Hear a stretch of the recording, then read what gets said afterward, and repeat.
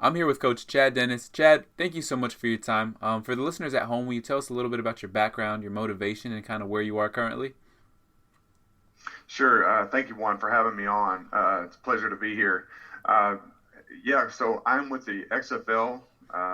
Been with the Seattle Dragons XFL team. Uh, so we really got started in July, Mm, and of course there wasn't a lot to do. No one had a team yeah, specifically. yeah. But anyway, so there's a lot of preparation work going into that. Uh, then we got started in, excuse me, we got started in December Mm-hmm, and had a somewhat of a mini off season. It was 3 weeks, and it was a 3 week version of an NFL off season. mm-hmm, And then got a holiday break, and then got into training camp in January, yeah, and proceeded through the season and got through 5 games until the virus stopped us all. mm, So just like it did everything else. yeah, yeah. So yeah, now we're into, I guess we'll say, off season at this point. Okay, So still some things to be determined from there. yeah, fair enough. Okay, so let's talk a little bit about your past positions. Right, you've been in some pretty prominent roles. How have those set you up for success now? Each one really has helped me just gain more experience, Yeah. and I mean, I always learn something, Mm-hmm. no matter where it is, no matter what level it is, whether it's a small college all the way into the NFL. I mean, there's just so much to take away because you keep gaining experiences, and new things pop up, and Yeah.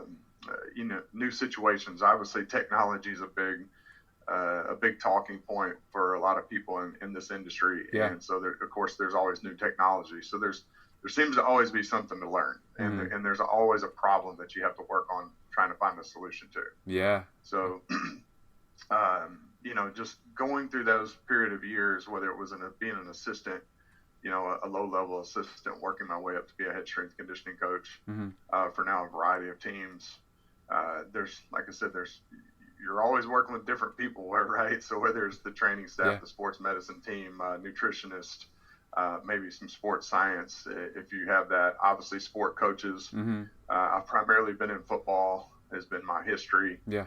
And so there's always something with football, that's for sure. Yeah, yeah, yeah. Okay. And will you kind of highlight some of those, a little bit of that journey, just so we kind of know, kind of get more of a perspective of where you've been? Sure. I'm from Texas. I'm from the Houston area. So I've been fortunate for most of my career to be in Texas. Actually, Mhm. at least for me, I feel like that I've been fortunate. Yeah. Right. I mean, Yeah. I started off in high school, Okay. coaching in high school, and working with football, coaching positions, coaching track, Yeah. and then doing some strength conditioning there. I got a chance to go to Texas A&M from there as my first college job. Mm-hmm. And so I was there for 3 years and completed my master's while I was there. Mm-hmm. Also, during that time, worked with football as an assistant. Mm-hmm. Worked with men's and women's basketball. Worked with equestrian, so Mm. that's definitely unusual. Yeah. Um, That's so that was an experience all in it itself. But again, like I was saying earlier, a good learning yeah. experience. And from there, then went to University of Connecticut. Worked with football there. Okay. I was primarily football there. Mm-hmm. There for a short time, got a chance to come back to Texas, and I was at University of Houston for 6 years Mm. and worked with track and field, really all the sprinters, hurdlers, jumpers, Yeah. and then also football was my main duty there. Mm-hmm. And then left there to go to Texas A&M for a year. Was just football there. Then became the head strength conditioning coach at Texas Tech for 3 years, Mm-hmm. just for football. Left there, went to the Houston Texans. I was there for 2 years as an assistant strength coach, and then working in sports science also. So it was Mm. a dual role. Yeah. And spent about 6 months at Bowling Green. Okay. So literally went from the NFL into the MAC conference Yeah. for Bowling Green, and then I was with I'm not even sure if that many people are familiar with the Alliance of American Football, the Yeah. AAF. Yeah.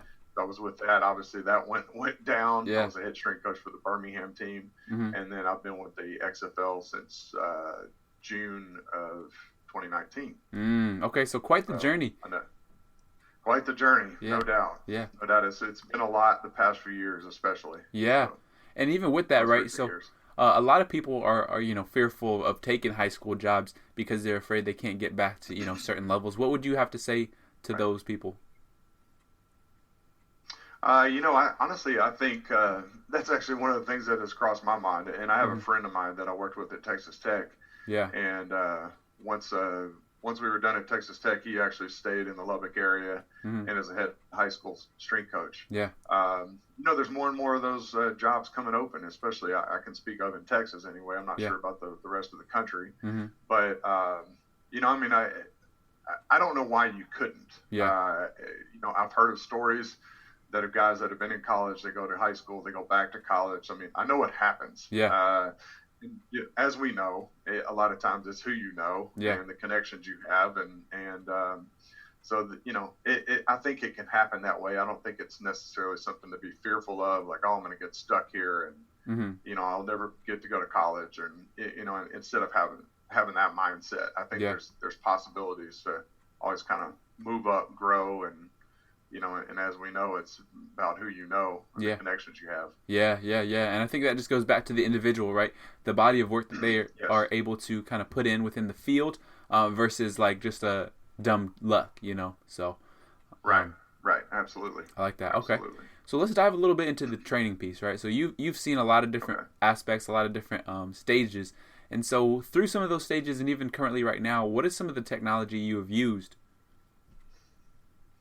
I'd say for the most part, I have not had a lot of technology Okay. to use. Mm-hmm. So at the Texans, I've literally had from nothing to almost everything, Mm. and so I mean, just over the course of the career. So when I was at the Texans, we had everything, right? Yeah. I mean, you can get anything, Yeah. and I mean, we had GPS, we had catapult units.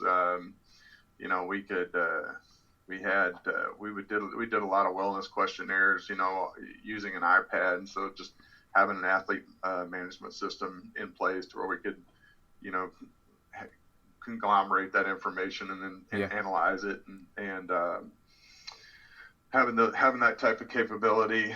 Yeah. I'm trying to think what else. I mean, of course, we had, body composition type measurement Yeah. methods, and just having a new. Well, this isn't necessarily technology, but really just having everything, just having a nutritionist in place, Yeah. and because I mean that's plenty of times I've been in places where that doesn't that we don't have that role either, Yeah.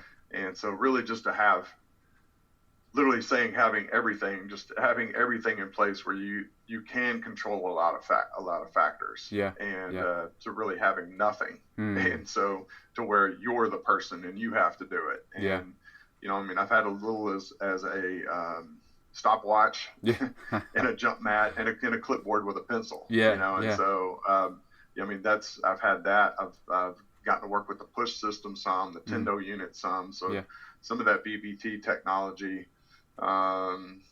Haven't been exposed to all of it, but Yeah. some of the methods in that area. Mhm. So Okay. And so with that, right? So in different positions, obviously things, different factors are of importance, right? But in that kind of mhm. dual role where you were, doing strength and conditioning and sports science, what were some of the questions that you want answered from the tech? Like, what were some of the KPIs or things that you were looking at? uh, you know, we did also have one thing I actually left out Hmm. was the sports medicine team had the NORD boards, Oh, okay. and so they were trying to implement we had some. Oh, everybody's always concerned about soft tissue injuries, of course, Yeah. hamstrings, right? Hamstrings and groin. So they were looking at that as part of a solution Okay. to that problem. Yeah. And so I did get a little bit of exposure with that. Um, I mean, we tried to use the GPS and to get a good grasp and to try to get a good picture on what practice looked like. Mm. And in simple terms, what was a light practice? What's a medium practice? What's a hard heavy practice? Yeah. And so we would look at things. Of course, we looked at total distance. I mean, that's an easy one. Hmm. We looked at high speed yardage, Hmm. and so it's basically 16 miles per hour and over. Yeah. And so it calculate, adds up the number of yards that a receiver or whatever position, accumulates 16 plus miles per hour and over. Hmm. That was one of the main KPIs that we would look at Yeah. was what's the high intensity speed yardage. Okay. And then of course we did look at the change in direction, so that are some of the IMA data from off the catapult anyway. So what are the hard decels? What are the hard excels? Yeah. Hard changes of direction, whether it be right or left. Is a receiver changing direction to the right more than to the left? That kind of thing. Is that start to kind of open up some eyes and some thoughts in terms of what may be going on with that particular player. And we did use it a lot with return to play. So we could look what the average was for, a typical harder days of practice, and then what kind of maximal levels that they would reach. And then that gave us a guide on what, if we had a receiver, for example, trying to return to play, that gave us a guide or a target to try to get within those parameters, to try to hey, we need to at least accomplish this amount of work. This load, this distance, this high speed distance, these types of changes in directions, and so on. And so it gave them a target to figure out where to go. Okay. With the return to play training. So to me, I saw that as being one of the most valuable pieces. My experience with this, and just talking to some other friends in the industry, I think this may be fairly common, but I may be wrong. That you start to look at GPS data, and you start creating reports and handing it to the coach, and they may kind of peruse it for a brief moment, and then they throw it in the trash. And you got all the way from they don't care at all to they kind of get into it, and they start to want to learn and start to grasp some of the information. And so you've got such a wide, my experience has been, you just have such a wide range and from the sport coach a level of interest. And so to me, that's what I see as the biggest problem.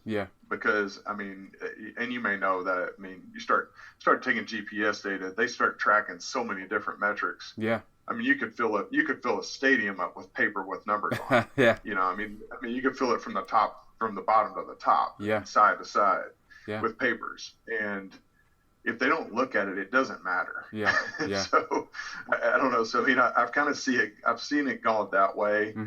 And I've seen very few with some interest in it. And okay, well, hey, this is good to know. This is, I'm going to keep this in mind. I need to maybe to kind of watch this guy, this one particular guy.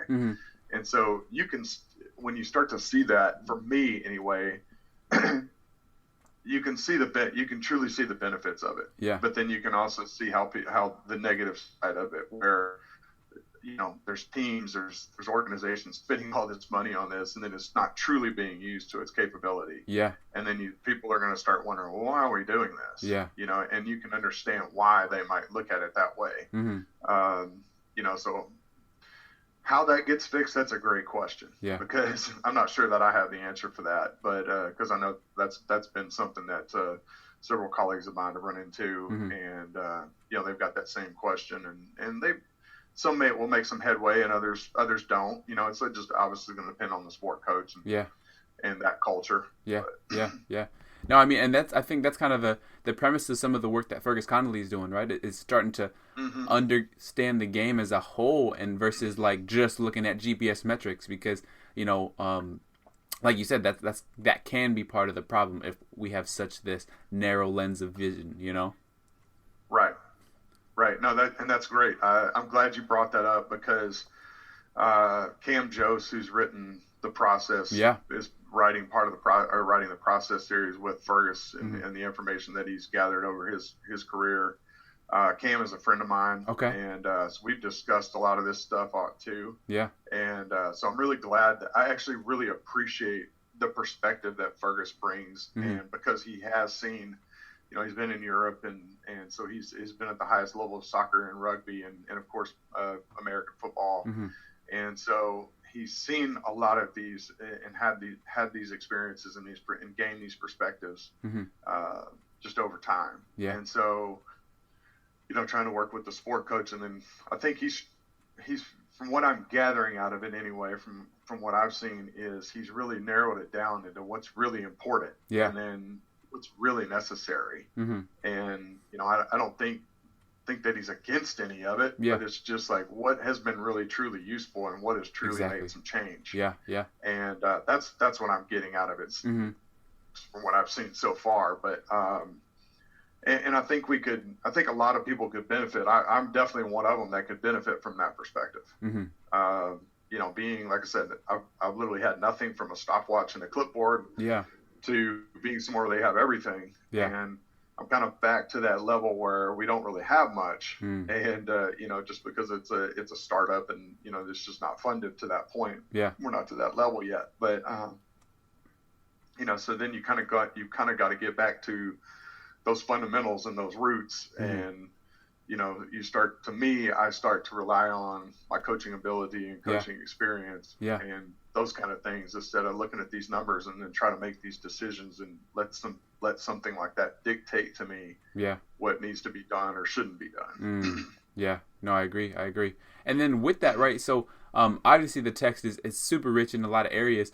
Who do you think benefits the most from it, right? Because obviously a strength and conditioning coach at a lower level, I think they could benefit from it, but it's also harder to enact change at that level, right? And then if you go on up to the head coach, that would be the most ideal, but at the same time, they got so many things on their plate, they're probably not going to be able to do it either. So in your opinion, who do you think would be the key point of entry there? Good question. I think that could vary based on what the sport is, what the organization is. Yeah. I mean, it could be all the way from the operations person to one of the coordinators to the head coach. Yeah. Could be a trainer, could be a sports medicine professional. I mean, I think it could be. I think it's going to really truly depend, and I'm saying that based off just experiences that I've had. Yeah. Could be the strength conditioning coach. So, you know, I mean, ideally, right? Everybody would have this same knowledge and gain the same perspective and we can all get on the same page. I mean, ideally that's where it would be nice to be, but that's not really realistic. And unfortunately not very realistic. Right. Yeah. I mean, I think you made a great point in saying that it would be great for the head coach to be able to read this information, understand this information, because from what I've read, there's a ton there that if the head coach did understand that, or we'll say the head of the organization, and they could then implement a lot of that stuff. And I mean, it truly would make their life better and life easier. And just to have everybody on the same page that's a novel thing. Exactly. Yeah. And it's very unfortunate, but it's just true. And you know, I know in the book in their information that they put out that's a big component of that. Yeah. And just having everybody understand those different, in their terms, the coactives that they talk about. Yeah. So. Yeah. No, I agree. Okay. Yeah. I know I didn't really answer your question exactly, but I feel like I don't know that answer because I think it depends. No, you're completely right. I think every organization is different. So to give one answer, you know, maybe limiting in that viewpoint. So, no, I think that's a good answer. There is no answer, right? As often as there often is in many things, strength and conditioning, right? I think each person would just have to discover the best entry point and the best point of contact for that, and you know, and just start trying to gradually, incrementally work from there. Yeah. I mean, that would be my thought. That would be the best way. And there may be somebody that wants to come in and scrap the whole thing and rebuild it up. But I kind of look at it like this. I know there's people out there that look at it like, you know, obviously these home remodeling shows are popular with people. So I kind of look at it like this, like there's people that would want to just, okay, well, I want to redo the kitchen. Yeah. Okay, great. Well, you know what? We need to get the bulldozer out and you just bulldoze the whole thing down. Yeah. And I'm going to redo this kitchen. Yeah. All right. Well, so obviously we've taken the whole structure down and we've got to rebuild the whole thing just to improve the kitchen. But then there's other people that can go in and look at this kitchen who just looks terrible, right? Whenever you first see it. And then they walk in and then this person had this vision that they can see. And it's, you know, and this kitchen is just unbelievable after they get done. Yeah. And, you know, so I mean, we've all seen those, you know, I've all kind of seen those shows, whether you've done it in passing or you watch them all the time, but everybody understands that. But, you know, and So I think you can look at it. I mean, I know people out there that would want to bulldoze the whole thing down Yeah. to improve a portion of, Mm. of the structure. Yeah. But then there's other people I think that I kind of fall in the camp of, well, you know what, we might need to do some remodeling. It Yeah. might get serious, but Yeah. we need to do some remodeling. Yeah. And I don't know that we always have to tear the whole structure down, but Yeah. it's maybe it's necessary in some cases. Yeah. I haven't necessarily been in that Yeah. I definitely haven't been in every situation, so it could be the case, but Yeah. I also think that's probably going to be a lot harder way. So yeah, no, I agree. I agree a lot with that. Okay, I like that analogy too. I think it's very applicable. Everyone can kind of grasp it, right? Right. Okay.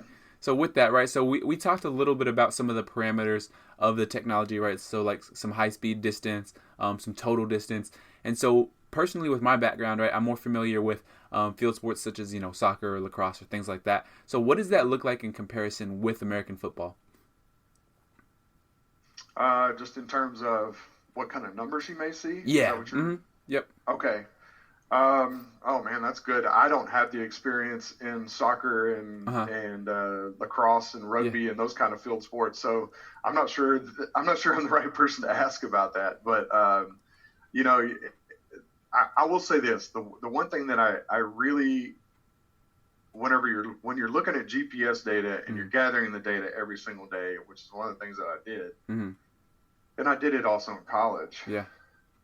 I'll say this, that I think is probably one of the most important things, is if you put the units on and you go gather the units and you download the data and you spit the numbers out on a paper. Yeah. And that's all you did and you looked at it. And you want to try to make decisions from that. I don't think that's the best way to go about it. Okay. I think that's a part of the puzzle. Yeah. Okay. Because I think you have to have the context of what was going on in that practice. Yeah. What happened with that practice? Was the coach making adjustments on the fly that practice? Was he staying on script? Yeah.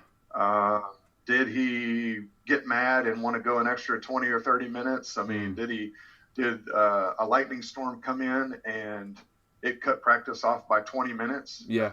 So I mean, you're like, well, this practice is light, but we were supposed to go for 2 hours, and we went an hour and a half. I mean, what happened? Yeah. If you just sit there and you got your head buried in the paper with numbers on it, you would never know that. Yeah. You would just think, oh, this must be a light practice. I'm going to categorize that as light. We'll just say, as for an easy example. But so I mean, there's times. What time of year is it? Is it in football? Is it an off season? Is it spring football? In pro football, is it OTAs, mini camp? Is it training camp? Is it the 15th week of the season in the NFL? Is it the 11th week of the season in football? Yeah. In college football? So I mean, I think that's because those are going to look different than week 1 or week 2. And training camp is clearly going to look different than, any part of the season, or it typically does. I'll say that. Yeah. And I think that might hold true for the other sports as well. I'm just not as familiar. I don't want to try to speak to come close to speak intelligently about those two sports because I don't know enough about them. And at least the ins and outs and of how they work day to day and the cultures and things like that. I just haven't been around them. So, and so comparing distances and like that, I don't know that I would be the right person to do that.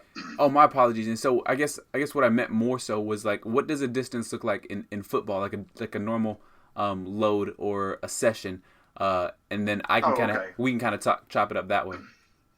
Okay, I got you. My fault. It's obviously it's going to depend upon the position. An offensive lineman clearly is not going to cover as much distance as a receiver.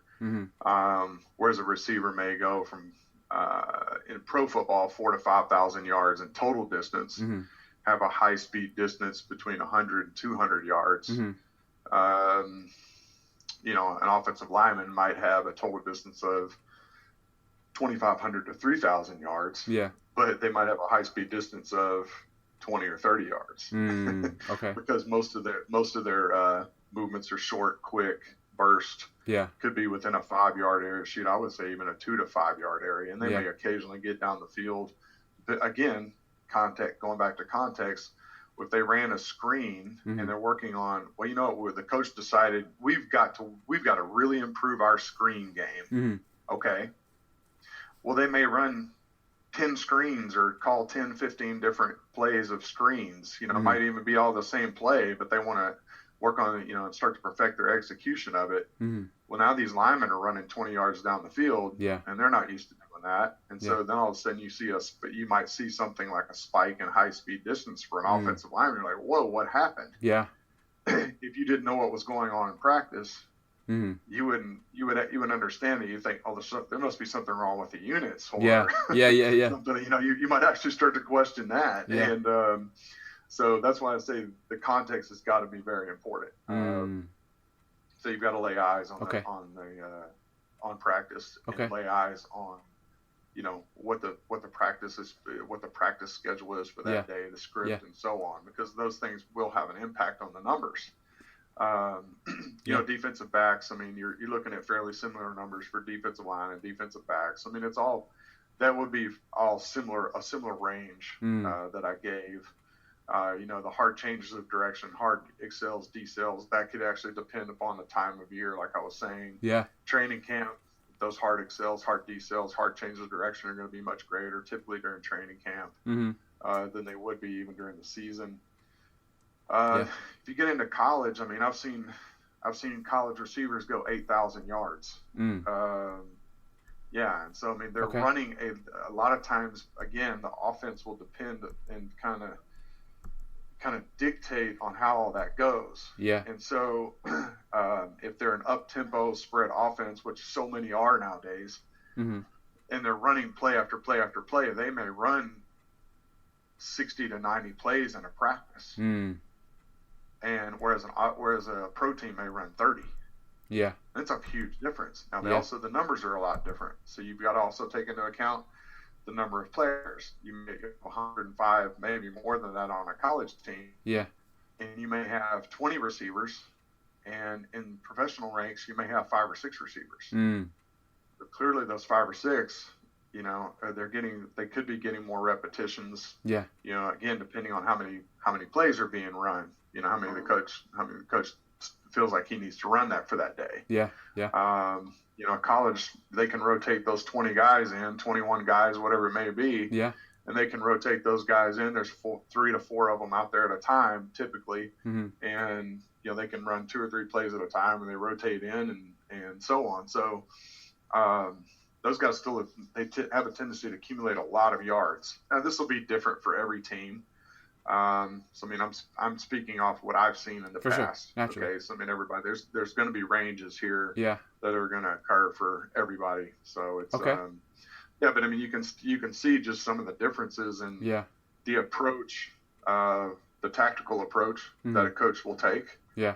And what the league, you know, what the difference in the leagues are. Yeah. You know, the pro game is usually typically a little slower, and you know they want to make sure their execution is superior or optimal. Yeah. Should say. Okay. No, that's interesting. Okay. And then how does that all kind of compare with stuff that's going on, for example, in the weight room? Like, how do those mirror or contrast with each other? You know, I believe you should try to train based on what the objectives of your team are. Okay. And so you may have a team that, you know what, we want to be big, we want to run the ball, we want to run people over. Yeah. Okay, that's our objective on offense. Okay, great. All right. Well, then whereas the up-tempo spread's going to say, hey, we want to spread everybody out. We've got these fast, quick guys. And, you know, we're going to snap the ball every 15 seconds, and we're going to get everybody tired. And so, you know, to me, in my opinion, you should be training different for that. Okay. Now, you know, you've got a league like the Big 12, for example, in college, where a lot of people run more of an up-tempo spread style. And then, you know, and I know a lot of leagues do that, but then you'll run into occasion. You know, obviously you've got Army and Air Force and Navy, and they're running the wishbone, and a variation of the wishbone. And so they don't have the bigger guys, but Yeah. yet they still want to try to they want to run the ball and dictate the clock Yeah. and so on. So, I mean, it's two very contrasting styles, clearly. Yeah. And I tend to look at extremes. Mm. So I kind of want to know what the extremes are. Yeah. And then that helps me put things in context Okay. to start to say, okay, this is, and obviously we typically don't operate in the extreme, but if we're in the, we understand the extremes, and we can start to scale things down to the perspective that maybe we're in at that moment. Yeah. If that makes sense. So if an extreme is a 5, I'll just put a number on it, and we might have to scale it back to a 3 to be like, okay, we're around a 2 or a 3, and we're not. An extreme is a 5. Yeah. Yeah. So clearly the Army, Navy, those guys are going to be a 5 on the extreme on, hey, we're running the ball, we're dictating the clock. They're taking that approach. Yeah. Whereas somebody like Oklahoma wants to snap the ball, I'm just saying every 15 seconds. I don't know what they're going exactly. Yeah. But anyway, but I mean, they want to be up tempo and they want to be fast, and they still run the ball and they throw it all over the place and clearly have a ton of success. But those are two very contrasting styles. Yeah. And so they'd be extremes of each other. So I'm kind of looking at it like that, and somebody's going to fall in between there somewhere. Okay. To me, I want to train based on what the objective of our particular team is. Okay. So if the coach is like, man, I got to get out, we're going to run 90 plays every single day in practice. I'll be honest with you. I've been in that situation before. Yeah. I don't even worry about the season. Yeah. Training them for the season. I'll be honest with you. That is not my first concern. Yeah. In the summertime, my first concern is I want to get them ready for training camp. Yeah. And if I get them ready for training camp, and I can get them in the best fitness / condition, then and we're running fast, and we can tolerate that amount of work. Yeah. And we come out the other side of training camp with minimal injuries, and and everybody basically is still healthy, and we're still able to go produce on the field. Yeah. Some results on the field going into the first game. That training camp will have truly built that fitness and that conditioning for what they really need for the season. And so because you can only do so much during the summer, as we know, with the amount of time that we have. Yeah. But it's so anyway, with that.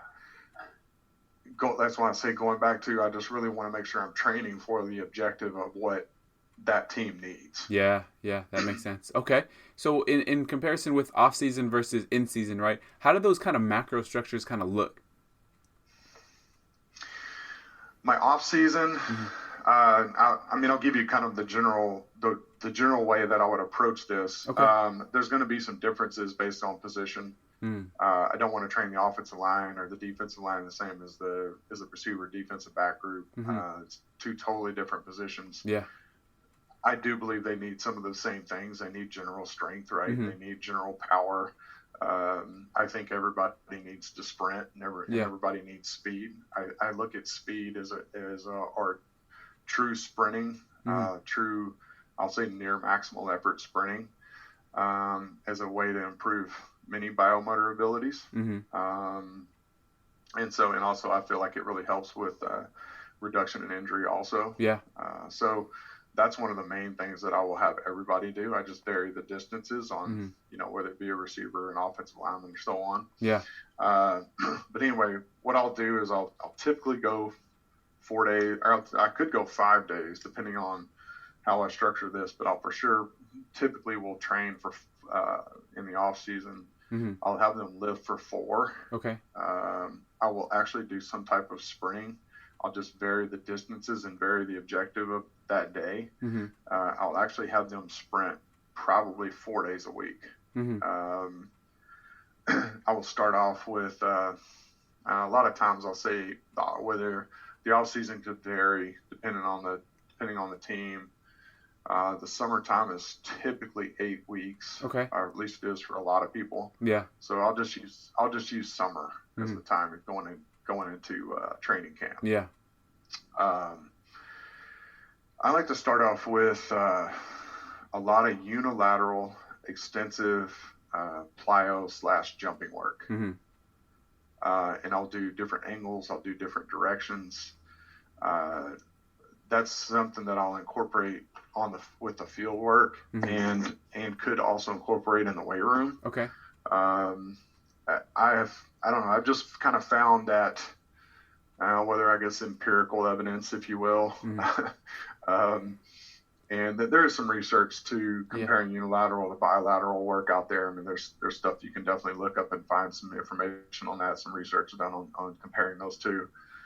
But I'll even in the weight room, I'll even actually begin with unilateral exercises and focus on trying to create more stability with unilateral exercises. Okay. It doesn't mean that I abandon bilateral Yeah. lifts, whether it be a deadlift, trap bar deadlifts, front squat, back squat. Yeah. It doesn't mean that I abandon those. I just don't put an emphasis on them early on. Okay. I will actually put more of an emphasis on. I'm saying unilateral, which could be a step up, a split squat. I know that's not a true unilateral exercise. Could be a pistol squat. Could be a reverse lunge or a forward lunge. Could be a lateral lunge. Yeah. So anything, and I know some of these we could get into. I'm not trying to get into the EMG and saying, hey, well this. Yeah. But one leg is working more than the other leg. Yeah. Okay. Well, so that's what I'm saying. Okay. So even during the weight room. I will actually begin with doing more unilateral work, and I'll usually couple that up with some hamstring work at the same time. So I'll superset those two exercises. I've kind of found that to work pretty well. Yeah. Then I will move to some type of bilateral lift. I can also incorporate so that with the unilateral work, a lot of times I'll even put some type of jumping, some type of plyo. Basically, I might start off with, if I'm going to start in the beginning of the off season, I'm going to start with more of a low amplitude type unilateral jump plyo. Okay. I mean, it might be the height of a jump rope. Yeah. Type, so I mean, very low. Some people call them rudimentary jumps. Yeah. With rudimentary hops, whatever, however you want to classify that. And so we're doing some things on the field where we're moving, and I will do that also. We're going forward, backward, sideways, different angles. Might even rotate, do a 90-degree, 180-degree rotation and landing, and just really start to build, start to create some stability, to start to create the ability to absorb force better on one leg. And to me, I have found that just really builds tissue resiliency. Yeah. So as we kind of progress through that, I will progress that and then progress the amplitude of the jumps over, I'll say, a 4 to 5 week period. Yeah. Kind of just depends on what I'm seeing. For sure. So I do go off of observation and intuition a lot. So I do that. Yeah. And it probably drives assistants of mine crazy because I'll change stuff. You know, and I don't change just for the sake of change. I want to stick. I do want to stick to the plan if at all possible, but I also, if I see something I feel like it needs to change based on what I'm seeing with what's going on with the athletes, then I'll start to make that adjustment, whether we can do more or whether we need to do less. And typically we need to do less. So I will typically go that direction more than go to the more direction. Okay. But I'd rather pull back and have to push more. So, so anyway, I'll do that. Like I said, I'll keep bilateral lifts in there. I just don't emphasize it. I keep the volume low and I'll keep the intensity. Like say if it's a medium intensity, I mean, I might need to do something like 3 sets of 5 of a back squat or front squat. I want this to be technically done extremely well. Yeah. We're going to focus on doing technique. So I'm taking the emphasis off lifting heavier. It's heavy enough. Yeah. So the weight is significant enough that where we are still getting some benefits. Yeah, get that stimulus. Yeah. Right, just to get some stimulus, but because I don't feel like you should abandon it. And then as we progress throughout the 8 weeks, I will start to make more of a bilateral exercise more of an emphasis. It doesn't mean, but then on the other side of that, I don't abandon the unilateral exercises. Yeah. So I might progress that from more of a stability type focus, whether it's a step up, a pistol squat. Yeah. A rear foot elevated, those kind of things where you need a little bit more stability. and progress that into more of a split squat where now both of our feet are on the ground. We can, the person can typically use more weight. So now we're getting more of a strength emphasis and start to progress that. Yeah. And then obviously we're getting into with a bilateral. There's a point where I will want them to begin to increase weight. It may not even get to maximal. Yeah. But then I will start to begin to actually lighten the load as we get closer to training camp. Yeah. And emphasize more speed and the velocity of the bar. Okay. With the bar. And I do like the triphasic concepts. I've used those for quite a few years. Yeah. It makes a lot of sense. Yeah. A lot of times I'll start with just a concentric focus, and hey, let's just, because that first week back, a lot of times I think we've all probably had that experience. You throw people in, men or women in, and all of a sudden that first week back, the intensity is up because they're back with the group. Yeah. And everybody's excited to be back, right? Yeah. And so what happens that first week? Oh my gosh, I'm so sore, right? So it's going to be there. It's going to be there. There's no doubt, and that's fine. Yeah. It's part of the process. Yeah. But I don't want that to be a detriment to somebody, because we still want quality training. Yeah. And so a lot of times what I'll do is I'll just have like a concentric focus in the triphasic methodology, and make that the first week, and then progress to eccentric, and spend a couple weeks on eccentric, spend a couple weeks on isometric. Yeah. Have a concentric, and then depending on the time of year, use the high force, high velocity where we are. We have a significant load, but the focus is on the velocity of the bar. Yeah. And then maybe with the skill group, I could get into some of the high speed peaking work where it's where the load is a lot lighter, but it is true focus on velocity. Yeah. And so and I'll use the French contrasting methods, and that are popular with the triphasic, and use those methods also. So that's where I can get into some of the unilateral, the bilateral jumping, and go through that progression throughout the 8-week period. Okay. No, I like it. Very comprehensive, and takes into account, I think, a lot of factors, right? So that's, the best approach is the one that accounts for multiple things. And so I really do like that. Okay. And so with that, right? So now we talked a little bit about, stuff on the field. We talked about the weight room. How does that kind of recovery piece look for you? And then like readiness between games and things like that? With the recovery, I think ideally,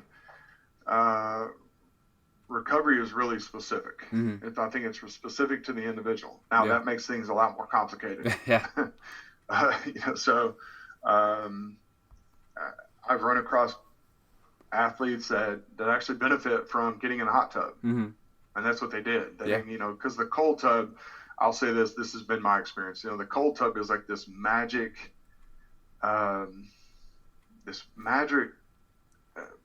pot of elixir that somebody gets into, and they come out in 10 minutes, and all of a sudden it's like this third brand new person, right? I mean, that's the way this thing has been built up to me. Yeah. And I'm going, why? Yeah. I don't understand. Maybe I'm really missing something. I think it has its place. Yeah. Okay. Yeah. So I don't want to paint the wrong picture here. Yeah. But it definitely has its place. It can be very appropriate at certain times. Yeah. I'll use. I like contrasting like anybody else. I mean, me. A lot of people say, "Hey, let's stretch and foam roll," and then that's going to be this again. I think some people look at this as magic, like that's recovery, and I'm like, not really. Yeah. I don't. I mean, I think it all has its place. Yeah. I don't want to sound like I'm ripping on any of this stuff, because it's all necessary. Yeah. The way I look at the recovery, honestly, is if I can create the appropriate load in training, we can stimulate what we need to stimulate and accomplish the objective of the training. Okay. With the correct amounts, the appropriate amounts. Yeah. Okay, of work. Then how much recovery is necessary is kind of the way I start to look at it. Okay. I feel like, again, going off just what I've experienced, I feel like that recovery is pushed so much that we actually start to get some recovery addicts. And so people and athletes, and it's definitely not every athlete, but I've run into some, and looking back at it, I'm like, they're so focused on recovery. Well, how about we train? Yeah. Novel concept, right? What a novel idea. You typically have to have something to recover from. Yeah. So, and I'm like, if we're always working on recovery, well, then when do we train and stimulate? Yeah. So, and clearly with during the off season, during the summertime in strength conditioning, that coach can control that load, if you will, that amount of work, and therefore can regulate the recovery. And I do think you need some days off. You need to have, I'm not saying you should be working 7 days a week every single day. Yeah. Whether I would actually say, we would work hard on Monday and Tuesday, and I would determine what I wanted to do on Wednesday. And so I was using, because I didn't have a lot of technology in the sense of, whether we get into omega waves or things like that to actually figure out what's truly going on with this person. And so then being able to I would actually, again, use my observation and intuition to say, okay, on Wednesday, you know what, this is going to be our quote recovery day. And maybe we did come in and do some stretching and some foam rolling, and then we did do some guided and directed cold tub / contrasting, things like that, a pool workout, so there's a variety of methods that we could use. I'm a big believer in the float tanks. Okay. I think that really does have a true impact on recovery. Yeah. The catch there is not everybody has the float tank, right? That's true. Yeah, that's true. Right. So, but I'm a big believer in those. And I think that, sleep has been well documented as being the number one recovery method. Yeah. And in college and professional athletics sleep is a real issue. It takes, I've kind of seen that it takes people to learn the hard way a lot of times to figure out, hey, you know what, I probably ought to get to sleep and start sleeping better. And then when they do, it's, the light bulb goes on, right? Of, oh my gosh, I feel so much better. And it's like, well, what do you know? Yeah. So it's amazing to me that what should just be common sense isn't so, it really isn't so common, right? We all know, hey, when you sleep good, hey, you know what? Your mood's better. Yeah. And your energy level's better. How about that? We've all done this. I mean, everybody's had this experience, where we slept good. And you're like, man, you wake up, man, I feel great. Yeah. All right, my mood's good. I got energy. Man, I want to go do something. Yeah. Well, then we've all had nights when we haven't slept good. Well, then what's your mood and your energy like then? Yeah. Usually crappy. Exactly. So, exactly. And you don't, I don't feel like that. So, I mean, that's exactly the same thing that's going on with the athlete. So, I learned so much. I may have learned more doing this right here than I did anything else. I would have wanted part of this at the Texans. Part of the sports science side was we collected wellness data right when they walked in the door. Yeah. And so I'm in the locker room, and these guys they're driving in, they're coming to work, right? They're driving in, they show up, and they're getting in the door about 7:00, but even earlier. And to see the guy that walk in with his eyes barely open, he's shuffling his feet, going to his locker. Yeah. He's moving at 1/4 mile per hour. Yeah. Walking in, and you think, well, how's that guy's mood? How's that guy's energy? Yeah. What do you think he's going to do for the day? Right. Yeah. Or, man, what'd you do last? Oh man, I stayed up. I was playing video games. Yeah. Or, whatever it may be, right? Yeah. There's a ton of stuff you can fill in the blank there. Yeah. Then you see another guy walk. Then you see another guy walk in the door, and his eyes are big. He's got a smile on his face. Hey, good morning. How you doing? Yeah. What's going on, Chad? What's up, man? Yeah. How do you think that guy's day is going to go? Yeah. Man, I slept great. I just sleep all right. Yeah, man, I slept great last night. I feel good. I'm ready to go. Yeah. Then you get that guy. Again, we're back to the extremes of contrasting, ends. So it's like, I'm just like, that right there taught me so much. Yeah. Yeah. Just from sitting there watching people just come into the locker room. You wouldn't have to even say anything to them. Yeah. So, just seeing that, and that's I started, learning about recovery, if you will, Mm-hmm. about that, and seeing the impacts of sleep, just looking at it from that one. There's no measurement device. Yeah. You know what I mean? And Mm-hmm. I'm just looking at their face and Yeah. then just talking to them and the interaction you have. Yeah. And this is the same thing. I mean, these are professional athletes. You think, oh, these guys are going to do everything right. Yeah. No, it's not true. And then so many college athletes, people think, oh, they're doing everything right. They Yeah. really, they care so much. They want to take care of themselves. Yeah. That's not always the Yeah. case. Yeah. And so some people have to learn, and a lot so they do. You hope they learn the easy way, right? But I Yeah. mean, they don't always want to learn the easy way, and so sometimes they have to learn the hard way. Yeah. And you hope it's nothing tragic, true, but I mean, it's a lot of times it takes that. Yeah. And but I learned a lot from that right there. Then you could start to open up a conversation with that person. Okay. Hey, what's going on? Yeah. Well, again, we had a ton of technology and availability to that at the Texans. Yeah. So we used sleep bands. Okay. And we started putting sleep bands on guys. Mm-hmm. And then they were saying, man, I got 5 hours of sleep. And then it gives you, the one we used gave you what's called their mental effectiveness score. Yeah. Yeah. And it might be in the 60s or the 70s, whatever it was. It was on a 100-point scale. And next thing you know, man, I got to get in the 90s. Yeah. Well, then they were motivated. Right. Yeah. Well, they knew if I started going to bed at a regular time and getting up at the same time, and they saw their mental effectiveness score start climbing over days, Mm-hmm. and they'd come in, look, I got a 92 today. Yeah. I feel great.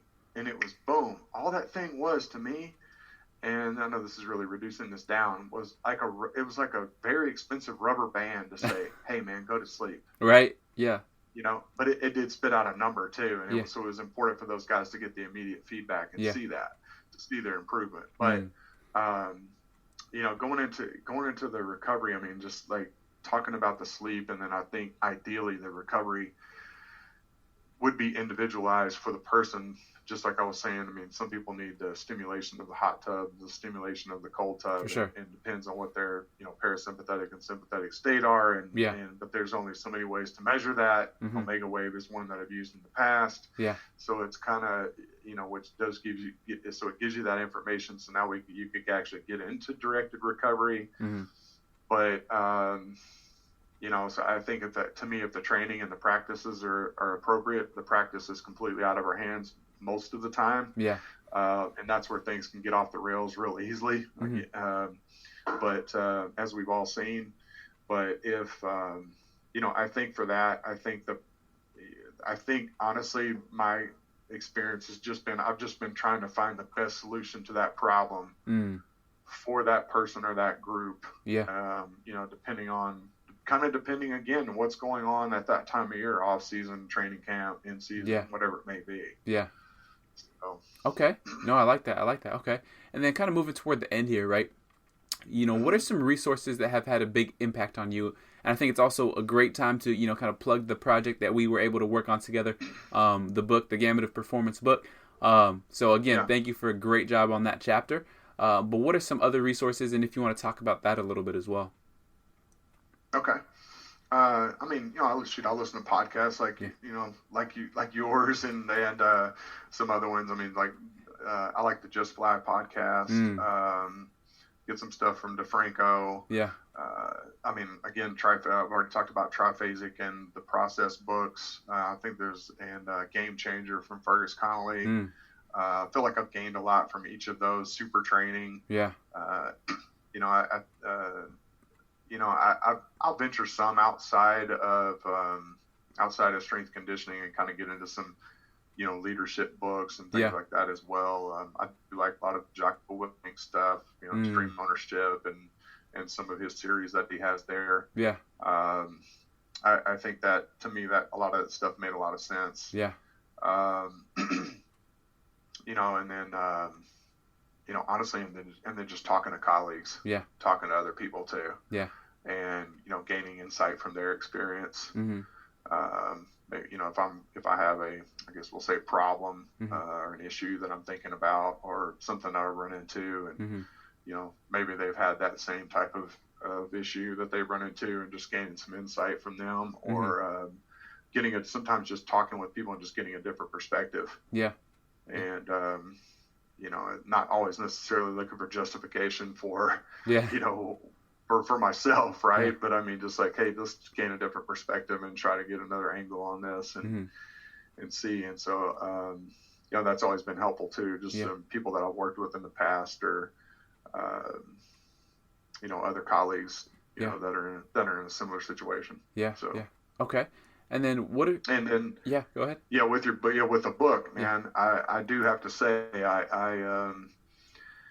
you reached out to me on that, and I've never done anything like that before with writing the chapter. Yeah. And, man, that stretched me. Yeah. I got to be honest, but it was good. And so I realized that it's like, man, this is good for me because it's stretching me. It's causing me to dive into something a little deeper, and not just stay on the surface and trying to present it in a way that's,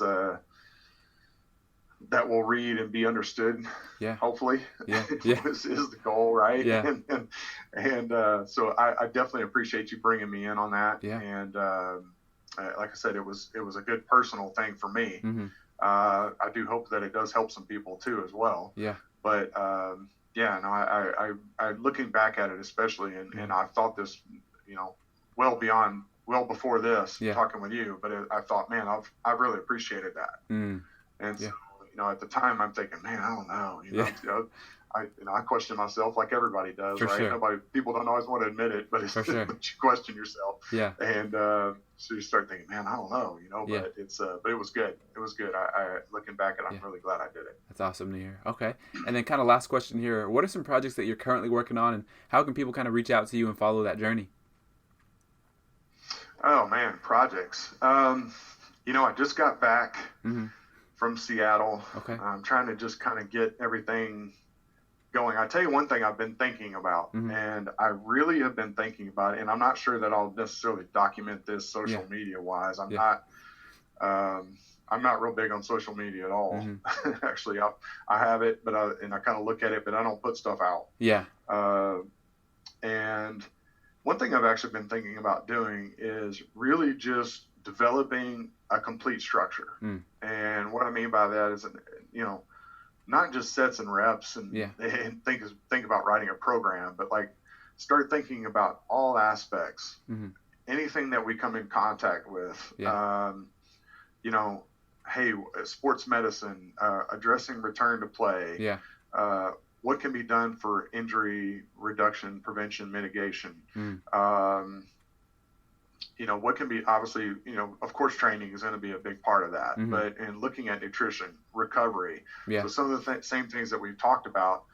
What about practice structure? And I'm talking about trying to just sit down and start to develop and start to look at all these different categories that we have contact with. Yeah. And I'm not even necessarily concerned that will even have an impact on. Like it might be something with practice. It might be, it's like, no, typically a football coach isn't going to listen to me about what's best in the best direction on how to go with practice. Yeah. I mean, I have some experience in writing some of that, but,